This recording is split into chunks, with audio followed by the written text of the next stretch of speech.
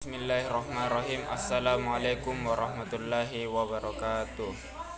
Maksud saya membuat video ini ialah untuk memenuhi syarat mid semester demografi dan kependudukan semester 3. Adapun soal-soal yang diberikan ialah 1.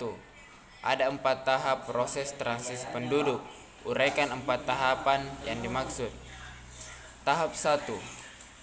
Pada tahap ini masyarakat berada pada kondisi praindustri yang menyebabkan kematian cukup tinggi karena faktor yang menyebabkan peningkatan dan kelahiran seperti sebelum tersedianya program KB dan alat kontrasepsi.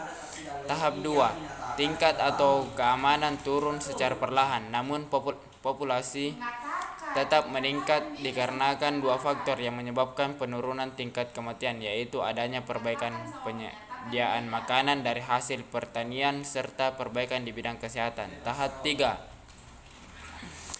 Tingkat kematian mengalami penurunan dengan cepat, diikuti oleh penurunan di tingkat kelahiran, tapi tidak secara disebabkan oleh beberapa faktor, yaitu adanya penggunaan alat kontrasepsi dan program KB.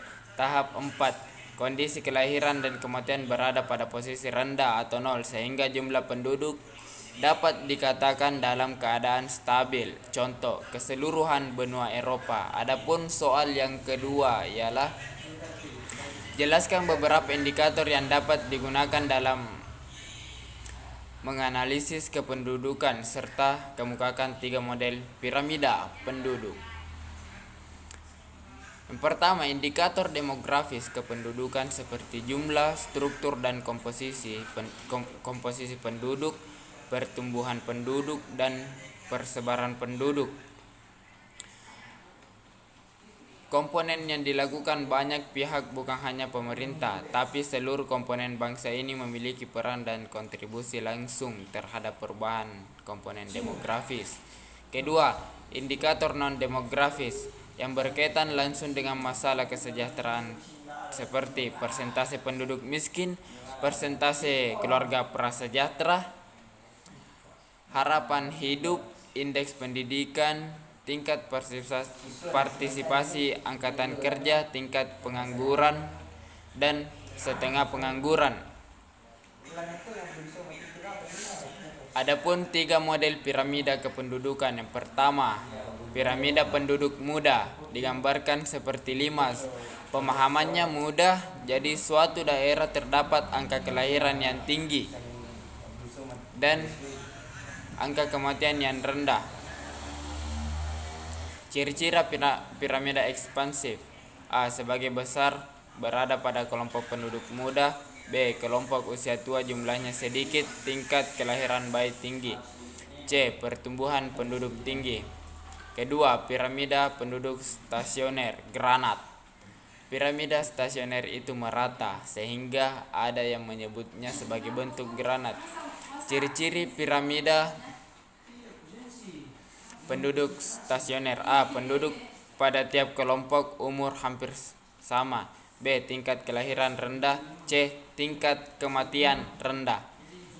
Yang terakhir, ketiga, piramida penduduk tua konstruktif. Sebagai besar penduduk berada kelompok usia dewasa atau tua.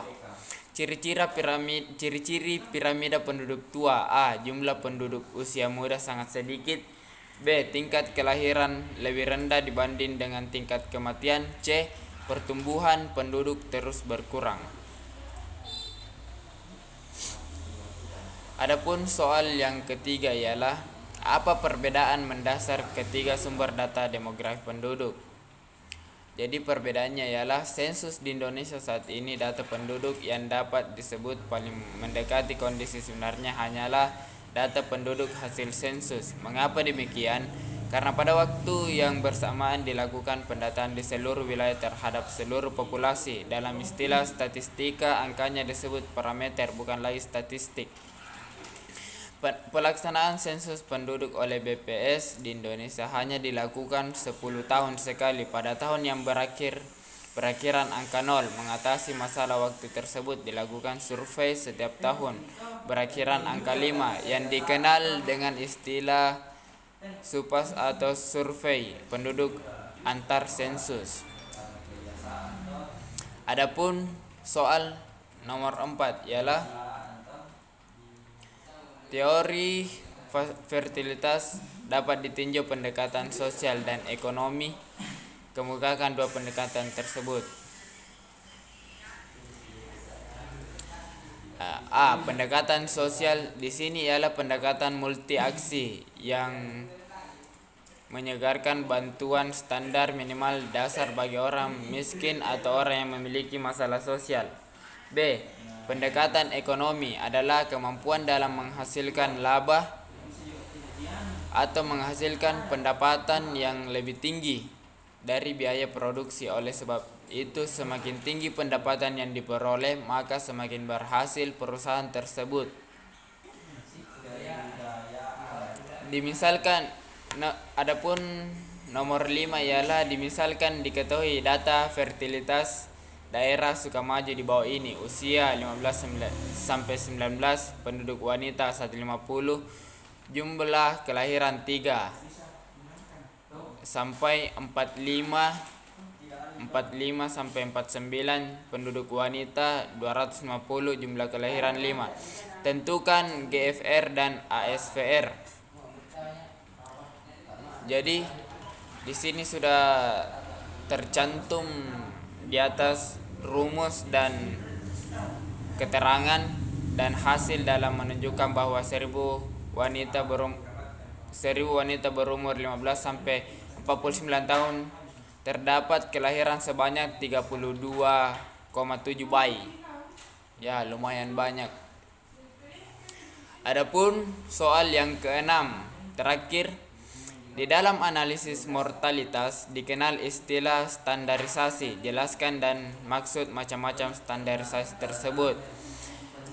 Standarisasi itu terbagi dua, ialah standarisasi adalah suatu metode yang digunakan untuk menghasilkan ukuran yang setara atau komparabel antara beberapa populasi atau subgrup dengan memperhitungkan confounding utama seperti perbedaan umur dan seks pada komposisi populasi atau subgrup yang berbeda. Standarisasi ada dua, yaitu standarisasi langsung dan standarisasi tidak langsung. Yang pertama, yang langsung, adalah standarisasi angka kematian dengan menggunakan suatu penduduk standar untuk mengaplikasikan angka kematian spesifik. Yang tidak langsung adalah standarisasi angka kematian dengan menggunakan suatu himpunan angka kematian spesifik menurut umur, ASDR standar, yang kemudian diaplikasikan pada masing-masing penduduk yang akan dibandingkan untuk memperoleh angka kematian yang diperkirakan. Demikianlah apa yang saya jelaskan tadi. Kurang dan lebihnya mohon dimaafkan. Assalamualaikum warahmatullahi wabarakatuh.